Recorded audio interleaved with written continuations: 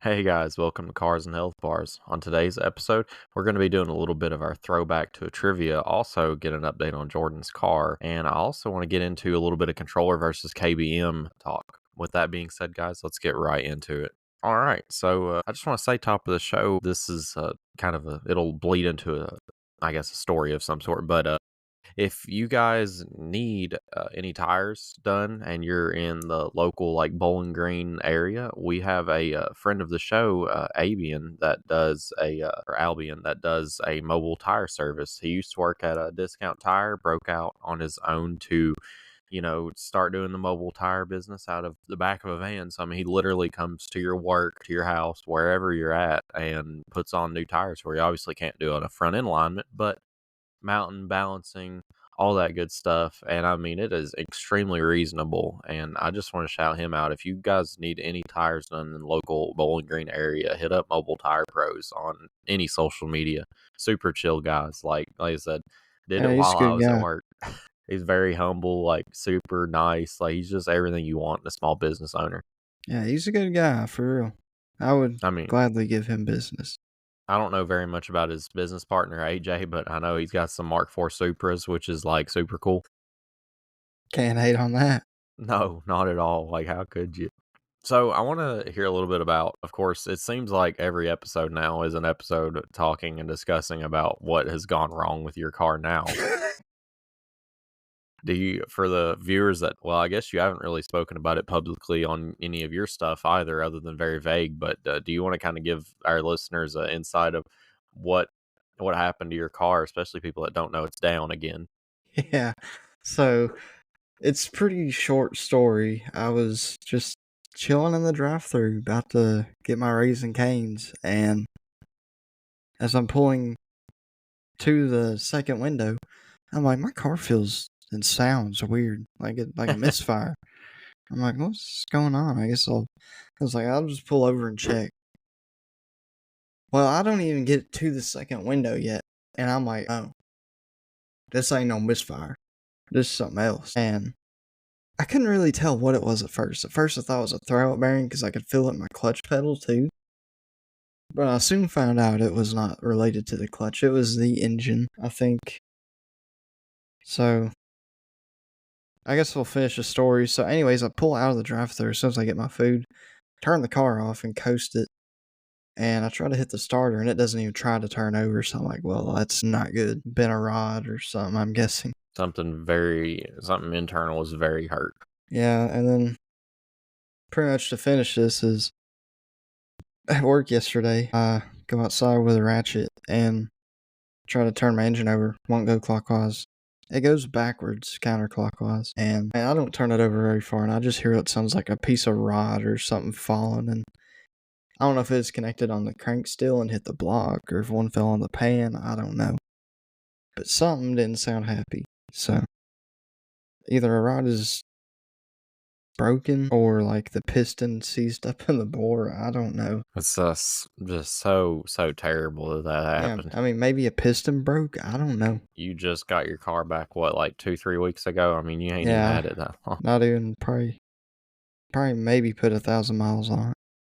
It's crazy how it's just, man, it's just so terrible. Like, it's one thing and another.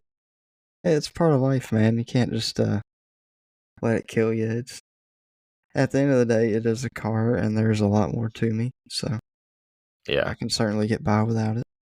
yeah. The whole experience of like going and getting your car was like a whole nother thing too. Like, Jordan's car was a good hour and a half, hour and 45 minutes away from his home shop. Actually, 2 hours away from his shop. So I had never towed a truck. I have driven a truck and trailer, but like maybe twice, 3 times, and never with a car behind me. So, like, we got to get this. Like, we got to buckle up and just do this. And, like, it was fine driving up there. The roads were just absolutely horrible. But if you've been on I-65, you know that. Like, it felt like we got air at some points. Dude, it did. And then, like, to make things so much worse, it just, like, while we're loading it up, and we couldn't get the winch to work, so we use a ratchet strap, and I'm pushing with everything I've got while Jordan's ratchet strapping. I swear my body was sore for, like, 2 days straight. like, not before even that happened, we went to the same Raising Cane's to go get, supper, whatever you wanna call it at that point. And we're like, "Alright, well, let's eat it in the truck," it's kind of a sketchy area, let's just, so we can keep an eye on the car and everything, and we used my dad's pickup, and it is so much higher than my Dakota. I completely misjudge where the running board is, and I slip, and I busted my knee on the running board and busted my face on the steering wheel. Dude, I thought you got a concussion. I didn't know how bad my knee was until the next day. I went to, like, get on my knee and, like, pick something up, and I'm like, "Oh my god." Dude, Felt terrible. you probably felt like what your dude sees when you're drunk on Dead Island. Yeah, I did, dude. Weird enough, the first thing I thought, I was like, "Holy fuck, did somebody see that?" Someone And driving by just like, holy shit, that dude ate shit. yeah, I'm like, well, I'm on, like, Vine now or, like, Facebook Reels. Yeah, and then, like, to make matters worse, like, as we're winching this thing up, it just comes a blizzard. Like, I wouldn't say a blizzard, but it started snowing really, really bad for, like, what we're used to in early December. Yeah, And, like, the whole way back home, it was an off and on snow, and it was started to stick about halfway through. I mean, it got to the point where people had their cautions on, and the northbound lane, there was, like, 2 really, really bad wrecks. truck I up think on its roof. yeah, you saying pickup flipped upside down. Like, that's just how Kentucky is, man. We're just people see snow, and they just drive like idiots. Like, it's like, "Oh For god, real. it's something new. Something I ain't seen in 12 Oh my months." god, I gotta drive aggressive. I gotta drive like I would never do in Hmm, normal conditions. Jerk my my steering wheel more. I have to oversteer every time I feel any bit of resistance. God. But yeah, long story short, we got the car back to the shop. It was Stopped at racetrack. stopped at racetrack. If throwback, if you listen to our PR episode about a year ago, that is like the gas station to hit up. Be There's one hitting in it E up in a Town. week. Yeah, we'll be hitting up in a week. They got the best coffee. They got E85 at every pump. I think they had diesel at almost every pump. Like they got the hookup. For real. Like, I don't care about Buc-ee's. Give me a racetrack. Give me more E85. It was cheap too. It's like $2.14 a gallon. That's what we need. So that is what we need. I also want to. We're in the month of December, so I want to get your opinion, which is something we talk about probably every year, but it's worth bringing up in case we have some people listening that are shopping for a car guy, or maybe you're shopping for yourself. A little Christmas present to yourself. What do you want to get for Christmas as a car guy? So I think one of the coolest things you can get is like one of those metal like neon signs of your car that light up. Oh yeah, I always thought that would be cool. I really like the Obviously, tools. yeah. If you're on a budget though, like we'll say that you're buying for like your brother or your cousin or just another car guy in the family, you can't go wrong with like a racing shirt. Get a BTR shirt, Yeah, get for like a real. Ratfink shirt. Like Dude, you know how golly, that's much my I favorite thing to appreciate wear. that over other things. Yeah, like I'm buying those at events anyways. You're just saving me 25 If you bucks or really want to 30 ball however out much. and get like a hoodie, like Yeah, for real. that's where it's at. If you Hats. got if you got a shop, like I really like banners. I'm a big fan of banners. Yeah, I got a few that I've been saving for when I get mine. I got I got a some that were hung up at LS Fest. I got a really nice NHRA one in my Amazon cart if I ever decide to pull the trigger on it. I just love banners, dude. They look so cool. I do too. Yeah, obviously stocking stuffer, can't go wrong with the microfiber towels. We never have enough of them. For real. Like rubber floor mats, that's always something that you could like good ones, not shitty ones. Don't buy the shitty ones. Any car Well, detailing one stuff, really. I mean, that's nice. Armor all, wipes. I use those a lot personally. They're really good. And leather, especially if you got somebody that's got like leather or pleather, either way, like those leather treatment conditioner and stuff, that helps out a lot. get NOS, the drink. Yeah, that's always a funny There one. you go. Or get a Hot Wheels of that person's car. That'd be Yeah, kind of dope some too. people into that. I got one like right before I got my SS. I didn't even plan on buying my Camaro, and I got one. My stepdad was like, "You might not be able to get one, but here's one you can afford." And I was like, Hmm. "All right." I ended up getting one anyways. I think it was a 6th gen one, but I'm just like, still, I'd rather have 5th gen. Fitchin just got that look. It does. Just that OG muscle car. Let's see how much time we got left. Let's do some trivia here. It's been a long time since we've done trivia. I wanna test your I'm skills. not ready. I know you're not ready. You're never ready, and that's the fun part about it. I'll ask some questions that maybe I did make them a little bit difficult. All right. So I've got, what's the first ever car to break 200-mile-an-hour barrier in production model? Mm, It was in the 1980s, late 1980s. It's a very iconic car. I have no clue. If is it domestic, will you give me that? No, no, no, it is not domestic. And if I give you Crap. any more than that, it'll probably give it up. I want to say Ferrari, but I'm not sure. Yeah, 40. Yeah, that's what I thought, but I wouldn't. Yep. I'm kind of curious to see I if was you like, get this one because I right. didn't know Huh. what year that F40 was. Like, I've never looked into it. Yeah, I hadn't either, but after I seen F40, I'm like, yeah, that doesn't surprise me. What's the first mass-produced V8 engine? Oh, What that's company? easy. Yeah, okay. Ford. No. Who? Cadillac, 1914. I knew they designed the first. I didn't know it was mass produced. Yeah. Makes sense. What was the original purpose of the now iconic Jeep grill with the 7 slots? Could not tell you, bro. It was designed to accommodate Ford's tooling for the war times in the production of World War II. To accommodate their tooling? Yeah. Huh. This one's an easy one. What year did Chevrolet introduce the Camaro? 67. 69 as a 67 model. Or 66 as a 67 Yeah. model. Yeah. I'm saying first year. Some of these questions are really dumb, like Like, easy. mine's a What's 2010, but it was made in 09, but I'm still calling it a 10. right. I mean, yeah, they've always done that. What car brand has the longest running nameplate still in production? It's a Longest Chevrolet. running? Yes. Longest running nameplate still in production. Model is what it's referring to. And it's a Chevrolet. I'm not. I got an idea. I got two. Okay. I know which one. 1935 is the year it was introduced. 35? Yes. I have no clue. Pickup truck? Like, I don't. Close. It would be the Chevrolet Suburban. No shot. 38 Suburban? Yeah, 35. 35, I mean? I gotta look that up. I didn't know it was 35. I knew they went way, way back because my uncle has I think he's got a square body Bourbon. I see it. I did not know that's what those are called. That is cool. Yeah, definitely. This one kind of, I didn't know this one. What muscle car was nicknamed the Widowmaker? The C3 Corvette with is the LT known. Yeah, LT4 designation, I think. The 427-69 C3. That may be true, but the answer that I'm getting for this C2? question is the Dodge Charger Daytona, primarily because of its extreme speed and high risk handling at the limit. I always like those cars, but I've always heard the C3 is the Widowmaker. Yeah, me too. I mean, that's what I learned from you also. What was the first Japanese car to be manufactured in the United States? 1982.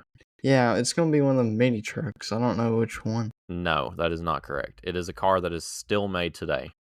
Civic? You're on the right track. An Accord. Accord. Yes. This one I learned. Oh, wow. Okay, so what is the first car to feature a turbocharged engine? Well, it's going to be one way back, too. I don't know. 1962. Yeah, I knew it'd be like 60s. Because after World War II, really, like, the technology was getting there. You told me about the supercharger, and that was the Bald Regal, because you learned that in automotive. But yeah, the first turbocharged engine was an Oldsmobile Jetfire in 1962. Really an olds. I'm not surprised though. They were different back then. Some of these are really slow ball. What car holds the title for fastest production car as of 2024? Chiron, I guess. Yeah, Tron Super Sport at 304 miles an hour. Yeah, that thing is stupid. Which was the first car to feature anti-lock brakes as a standard equipment?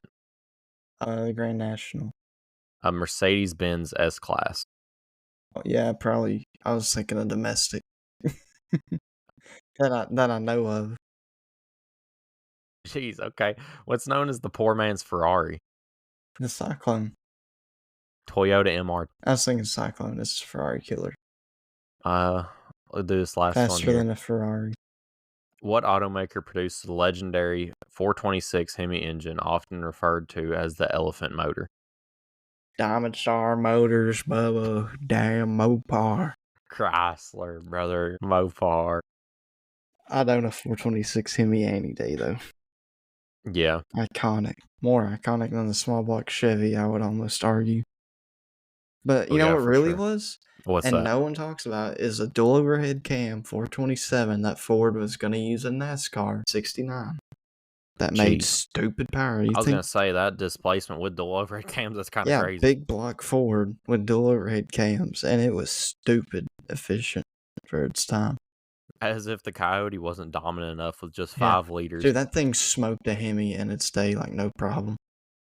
They never put it in They didn't. production. No, they made very few, and racers got them back in the day, and most of them blew them up, and they only made so many parts, so that there was no production for it. So it was like, good luck getting another.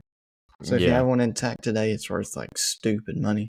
Wow, I didn't know that. Yeah, you should look into that. It would have dominated everything. All right. Well, with that out of the way, I want to spend a little bit more time this evening on our gaming topic, or this morning, sorry. I want to get to our debate last, just to make sure we get some of these other smaller topics covered. I want to ask the viewer, and of course, Jordan, I brought this idea up to you before, kind of as a, we're probably, it's kind of unrealistic that we're going to get to do our Thanksgiving thing because at this point Mm-hmm. it's extremely late. But one idea that I had back maybe last year before last was doing a like head to head me versus Jordan video game tournament where he chooses the video games that he is the best at, and I choose the video games that I'm the best at, and we see who could do like the best out of however many points. All And right. I kind of want to see what you guys think about that. I feel like I'm going to get decimated, but Can I say one game I will pick right away? I mean Rocket League, No, but Gang Beast. my God, I don't. I had a streak where I got real good at Gang Beasts, and then it's like I just kind of fell from graces again. It's like that update just beefed me up, and then it's just like I ain't good no more.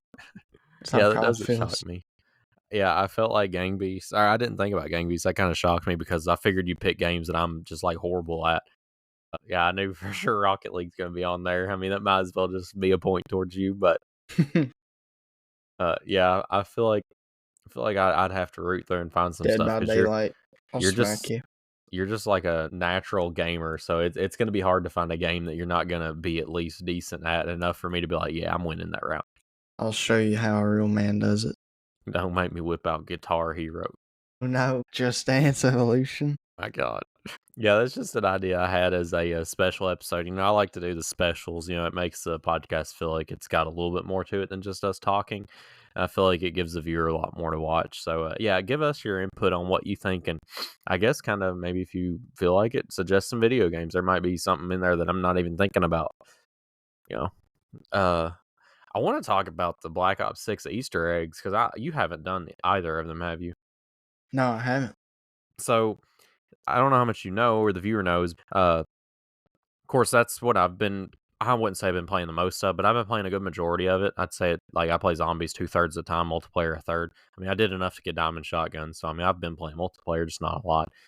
The Terminus map seems to be everybody's favorite. It's at least my favorite, and it's the one that I grinded the most.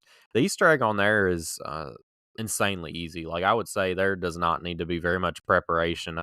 I think me and my wife did it, and we both had a mutant stem just in case, because the way it works is there's 3 rounds of like, things that happen, zombies, manglers, all that good stuff that spawns in. So the way we planned it out was we just kind of tough through the first round, use nades, whatever we got. Second round, she uses her mutant stem, and then third round we finish up with mine because I mean that mutant stem is OP if you've ever played zombies. I mean it's insanely stupidly good. But man, we got through, and I didn't even have to use mine the last time we did it. Like, it's just that easy. Well, we carry what we know from that Easter egg onto the next one, onto the other map, Terminus. And, we get to the point of needing to do a final boss fight, and dear Lord, that boss is no joke. Like, I don't think there is a harder boss fight in COD history than there is the final boss on Terminus. Like, Makes me want to try it. man, we have done it. We've attempted it twice or 3 times now. And the second time I felt like we were pretty prepared. Like she had a triple packed ray gun. I had a triple pack, the broccoli, the semi-auto shotgun. And man, you just get starved for ammo. Not only that, but the boss can one hit you. It don't matter how much armor, how much jug, whatever you got. He will one hit you if he hits you like directly. And it's Man, it is insanely hard. That sounds difficult. Sounds like a Destiny raid. Dude, it is so hard. Like, I don't know, man. I even had like Perkaholic. I had all my perks. We both were packing a Phoenix up. Like, we were both packing like all the gobble gums. Like, it was so Dang. difficult. And yeah, I don't know. They definitely weren't playing around whenever they made that Easter egg. Gonna have to do it. I want to do it now. Yeah, we're gonna have to do it this weekend. I think the first time we took our time, I think we were in the match for like 3.5 hours. This most recent, which that was us watching videos, walking through. But after I watched the first time, I was like, I could do it without watching a video, and it took us like an hour and a half to get to that point. And the first time we fought the boss, we went down kind of right before we started the boss fight, and we were getting so deep in the rounds it just didn't make sense to try to get all our perks back, because by then it'd be like round 40 or something. It'd be insanely difficult. So we just went in with no perks, and I think I had perks, but she didn't, and our guns wasn't quite to par. And it was a very long and drawn out fight, but man, yeah, I can't imagine. I don't know. I feel like I got to watch like a strategy video on how to beat that boss, because it is insanely difficult. Maybe there's some cheese method of beating them. You never know. The Yeah, community always finds a way. yeah, you're right. There's always that one guy that will do it the laziest way possible. Yeah, yeah, And you're that's who definitely I'd right. strive to be. Yes, sir. But yeah, they made it very cool, like getting to the point of doing the Easter egg. Like, there's one part where you gotta like type in a code, and the code, the three numbers you get from the code, you have to go to where Quick Revive is. You have to look deep off the map, and there's a clock, and it has whatever the hour hand is at is your first number. There's a playing card on a cork board, that's your second number, and then your fourth number, there's a sign that says how many days they've gone without accidents. That's your last number. It's kinda cool the way you do stuff, and then man, it's just it gives me kind of Origins vibes a little bit. Do we need to do an Origins Easter egg playthrough for like a channel? Oh, I'd love to do Like a that. speed run? That would be dope. I was scrolling through Facebook, and a group popped up that's like Call of Duty Zombies, whatever, and a guy was like, "I've played this map so many times, and I've never done the Easter egg." It was talking about Origins, and he was like, "The only thing I don't like about it is it says that it takes people an average of 4 to 5 hours to do their Easter egg." I'm like, "Yeah, what are you on about?" I was like, "There's a dude that do it in like 20 minutes probably as a speed run." I think 30 minutes has been done. I'm like, 4 hours? It's not even how long it'd take the average player to do it. No, Like, average player maybe an hour and a half, like if they right. really took their time. But if you're just having one guy hold last and you knock out some steps, it usually don't take that long. I don't know where that guy got his information from. I'm like, ain't no way. The only reason it took me and my wife 3 hours on one map is because we were having to watch a video the whole time, and we got it was that's probably the longest zombies match I've ever had, unless like we were just trying to I've see what had we could get long to back in the day. back on Black Ops 2 I don't know. Town. We'd get some pretty long. Oh my god, town. Yeah, we'd get some pretty long origin matches too. It took me forever to get to round 48 because I only used the M. You were down bad for the M14. I know. That was my girl. That was my girl. I knew how to trigger finger it just right, dude. You had those bump stops on that Elite controller on Xbox One. Yeah, this was before that. Yeah. Riley and Caleb could really trigger finger too. They did not Dude, mess around. right. I wish we had a video. Maybe I need to get a Xbox 360. And, well, no, it's probably saved on the hard drive of the one I had, ain't it? My Probably. theater. Man, dude, if I could get a hold of theater, be over. I had It the would be. clip of Origins Panzer spawning under the map and then just flamethrowing me from under there. I remember that underneath the steps, going up to No, no, pack a no. punch. He was just under the map, and I was completely on the other side, and he just shoots the flamethrower and it hits me. Crazy, dude. I was like, "How does that work?" I went Yeah, out of the wind tunnel, back into the wind tunnel from the crazy place, and that's when he just locked onto me and hit me. I was like, "What down me? I don't even see nothing." I've been Silent having theater mode. I've been having some weird bugs happen to me too on Black Ops 6 zombies. It's just like it just randomly crash. Like, you had that one issue trying to join in later. It's like, man, give me my XP. Don't rob me like that. For real. Game Like, it be like Yeah. Didn't we have something else happen one time we was playing where like Oh yeah, dude. I realized this, and I think I heard that it was proven, but Call of Duty is controlling packet loss on different players, and I think that's how they're controlling some of the skill based matchmaking. Because tell me this, me and my wife on the exact same bandwidth, exact same Ethernet, exact same everything. I look over on her PC, she's running crystal clear. I am so much packet loss that I am having trouble even functioning. Like, tell me how that yeah. makes sense.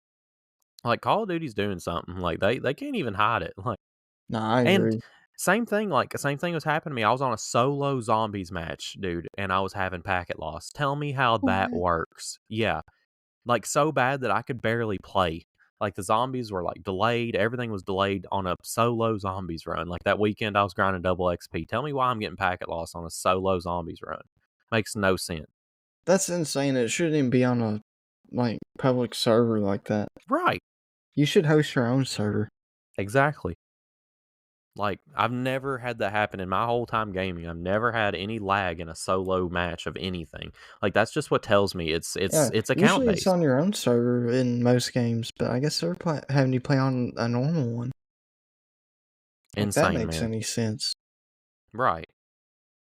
I don't know. Call of Duty's always had some fishy skill based Yeah, matchmaking, like crap going on. How they're they a kind of billion-dollar industry, so it's kind of stupid how greedy they are if they're doing this to, help water in new players to nerf us. yeah. Yeah, that's exactly what me and my coworker were discussing. It's like if you all care so much about the new players that you want to nerf or, handicap the veterans that are enjoying the game for, what we've always seen it as. I don't want any part of your franchise. Like Yeah, you're that's just pretty making it. shitty. I understand you have rank play, and that's what I want. I want them to take all that skill based matchmaking to rank play. I want them to keep it out of casual, but that'll never happen. Those days are long, long gone. Yeah, it's unfortunate. I mean, I remember like Black Ops 2 that like even with people hosting the lobby, it wasn't even this bad.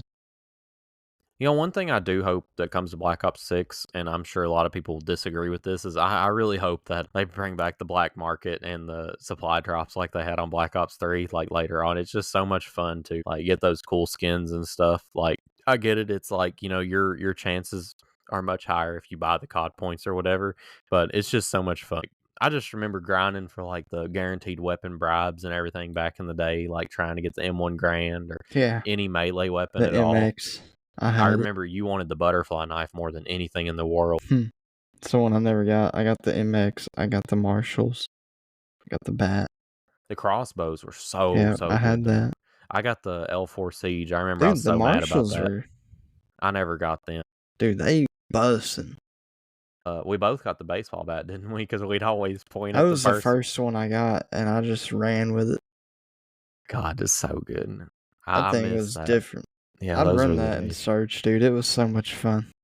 Yeah, just point right at them before you mess them up. I want to get into this debate because it's kind of an angle that I didn't really know that was a kind of high point for you is skill. What am I talking about? Keyboard, mouse versus controller. Because I told you that I played COD on controller, and you're like, "What? Why are you playing COD on controller?" And I want to kind of get your thoughts on that. So I'm not completely against it. There are people on controller that could smoke me, but at the same time, I do feel like keyboard mouse is usually a little easier for me. And I grew up on controller, but I definitely have tried on controller, and keyboard mouse is just easier. I think it's smoother for me. Yeah.